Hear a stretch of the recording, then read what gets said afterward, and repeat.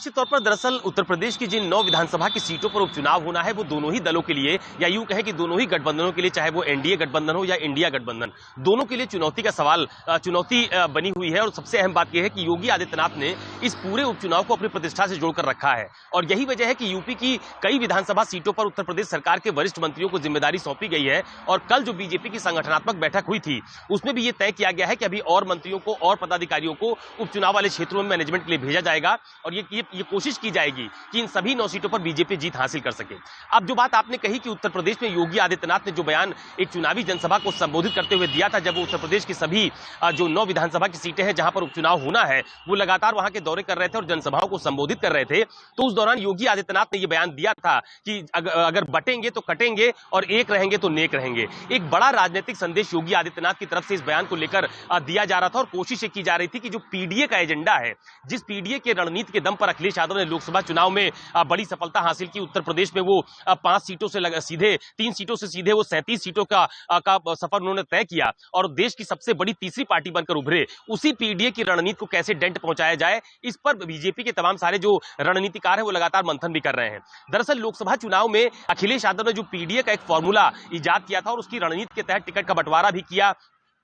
तमाम सारी जो चुनावी जनसभाएं हैं वहां पर लोगों को यह मैसेज देने की कोशिश की कि समाजवादी पार्टी और उसका गठबंधन पीडीए की रणनीति को आगे बढ़ा सकता है। आपको ध्यान होगा कि जब लोकसभा चुनाव चल रहे थे तो संविधान बचाओ, आरक्षण बचाओ का एक बड़ा मुद्दा उत्तर प्रदेश में अचानक से आ गया था, जब बीजेपी के एक बड़े नेता ने अयोध्या में संविधान को लेकर एक बयान दिया था। पूर्व सांसद है लल्लू सिंह, मैं उनकी बात कर रहा हूं। और उसके बाद लगातार समाजवादी पार्टी ने उसको फ्रंट फुट पर उस पूरे मुद्दे को लाया और बीजेपी की घेरेबंदी करने की कोशिश की गई। तो एक तरफ बीजेपी की तरफ से बटेंगे तो कटेंगे का एक नारा देकर के एक पोलराइजेशन की कोशिश की जा रही है कि जाति, धर्म और पंथ मजहब के आधार पर लोगों का बंटना ठीक नहीं है, सब लोग एक रहेंगे तभी विकास की गति को आगे बढ़ाया जा सकता है। तो वहीं दूसरी तरफ समाजवादी पार्टी की तरफ से भी लगातार काउंटर किया जा रहा है। अभी आपको ध्यान होगा कि पिछले करीब 48 घंटों के भीतर लखनऊ में जबरदस्त पोस्टर वॉर देखने को मिला है, चाहे वो समाजवादी पार्टी हो या बीजेपी हो। कल समाजवादी पार्टी का जो दफ्तर है उसके बाहर एक पोस्टर लगाया गया था जिसमें साफ तौर पर लिखा गया था कि ना कटेंगे ना बटेंगे और 2027 में नफरत करने वाले हटेंगे, पीडीए जिंदाबाद। तो समाजवादी पार्टी अपनी रणनीति पर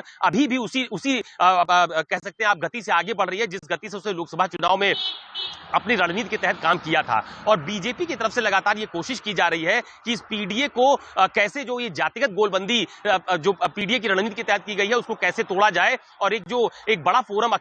योगी आदित्यनाथ की तरफ से बड़े कैनवास पर जो बात कही गई कि बटेंगे तो कटेंगे, उसके तहत कैसे इसमें सेंधमारी करके उस वोट बैंक को वापस पार्टी के साथ जोड़ा जा सके। क्योंकि 2024 के लोकसभा चुनाव में आप कह सकते हैं इस बात को कि पिछड़े, दलित, अल्पसंख्यक, ऐसे तमाम सारे जो वर्ग थे उनका एक बड़ा हिस्सा बीएसपी से हटकर समाजवादी पार्टी और उसे गठबंधन की तरफ शिफ्ट हुआ था और उसका नुकसान बीजेपी को उत्तर प्रदेश में उठाना भी पड़ा है। तो अब बीजेपी की तरफ से पूरी कोशिश की जा रही है कि फिर से उनको लामबंद किया जाए, एक रहेंगे तो नेक रहेंगे, जो एक नारा योगी आदित्यनाथ की तरफ से दिया गया है। और पार्टी के तमाम सारे नेता उत्तर प्रदेश में, चाहे वो दोनों उप मुख्यमंत्री हो या प्रदेश सरकार के तमाम सारे मंत्री हो, खुद प्रदेश अध्यक्ष हो, वो लगातार इस बात को कहते हैं कि एक रहेंगे तो नेक रहेंगे। और पीडीए का जो नारा समाजवादी पार्टी और कांग्रेस की तरफ से उत्तर प्रदेश में दिया गया था वो पूरी तरह से निराधार था, भ्रमित करने के लिए दिया गया था। तो ये बात स्पष्ट तौर पर सामने आती है कि यूपी के 9 सीटों पर होने वाला उपचुनाव बीजेपी के साथ साथ समाजवादी पार्टी के लिए भी प्रतिष्ठा का सवाल है, क्योंकि बीजेपी लगातार ये नैरेटिव सेट कर रही है कि पीडीए एक, आप कह सकते हैं कि एक एक्सीडेंटल पॉलिटिक्स थी जो लोगों के बीच में, उसका फायदा समाजवादी पार्टी और कांग्रेस को मिला। और मुझे लगता है कि बीजेपी उसी नैरेटिव को सेट करना चाहती है कि पीडीए असल में कुछ भी नहीं है, बल्कि एक रहेंगे तो नेक रहेंगे नारा पब्लिक के बीच में जाएगा तो उसका फायदा बीजेपी को मिल सकता है। ये दोनों तरफ की रणनीति की बात हो गई। दूसरी बात, चूंकि अब उत्तर प्रदेश में कांग्रेस पार्टी उपचुनाव नहीं लड़ रही है, वो समाजवादी पार्टी को सभी सीटों पर समर्थन दे रही है। उसके पीछे भी यही माना जा रहा है कि ये लोग ये नहीं चाहते थे कि अलग अलग उम्मीदवारी हो या फिर कुछ सीटों पर कांग्रेस पार्टी अपने उम्मीदवार उतारे तो वो शायद उतना मजबूत प्रदर्शन नहीं हो पाएगा उत्तर प्रदेश में, क्योंकि समाजवादी पार्टी प्रमुख विपक्षी दल की भूमिका में है और वो ज्यादा मजबूत मानी जाती है उत्तर प्रदेश में कांग्रेस के लिहाज से। तो इसलिए यह तय किया गया कि जो पीडीए की रणनीति पूरे उत्तर प्रदेश में कारगर साबित हुई है, अगर कांग्रेस और समाजवादी पार्टी एक साथ लड़ेगी तो वो पीडीए फिर से लामबंद रहेगा।